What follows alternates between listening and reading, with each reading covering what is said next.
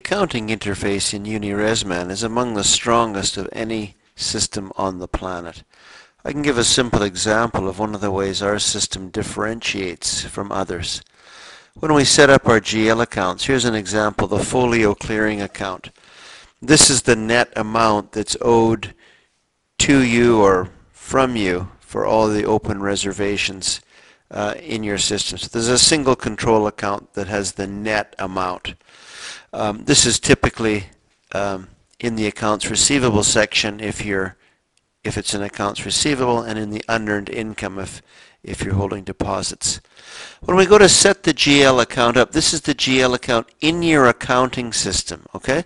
I can press this Finder button and it opens up a Finder inside the accounting system's general ledger. In this case, the general ledger account master file listing the account, the description, and so on. And I can scroll up and down through the accounts and pick the actual GL account in the other system. Now, if this was a live presentation, I'd have one of my assistants hold up a sign that said, "Ooh!" This is a really big deal. We're sitting here in the Uniresman application, we press a Finder button, and it browses data inside another application. Nobody else is able to do that kind of stuff unless it's their own accounting system, and we of course are connecting to industry standard accounting systems that are well known and common in the marketplace. So that's one example where it differentiates, having a Finder to find your GL accounts, and we have a GL account for every single charge that you make, every payment that you make, all have GL account codes.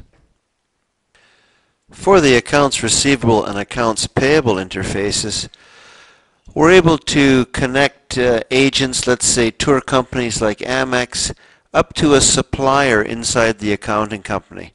So inside the accounting database. So in Uniresman we have an agent which is a tour company, and we're able to have a Finder here to select who they are inside the vendor file inside the accounts payable, so that the interface will pass commission payments. In this case here, we're doing a 10% commission, and we're passing those commissions through to accounts payable for payment in the accounting system. So Uniresman will calculate the commissions, hand the accounts payable invoice across to the correct vendor, and accounts payable will look after issuing the check, the bank reconciliation, and all the rest of it. We can also, of course, do the same sort of things for accounts receivable. In this case here, we're able to connect it up to an accounting customer. So in the case of Expedia here, we're going to be charging Expedia. Rather than pay them commissions, we sell them at a wholesale rate, and we have to bill them. So here the Finder opens up inside the company file, the customer file inside the accounting system, and we pick the appropriate customer. Again, it links up directly. So if you have a corporate account and the collection is done through accounts receivable, Uniresman will pass an invoice across to accounts receivable for collections there. Now, if you're doing your collections inside Uniresman at the front desk, then we use the city ledger report there instead of passing it across to AR. So you have a choice of where the collections are being made.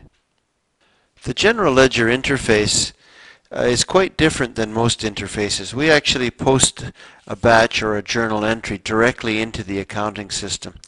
In the Process Night Audit movie, we showed batch number 12, 22, 23, and 24 being posted into the accounting system.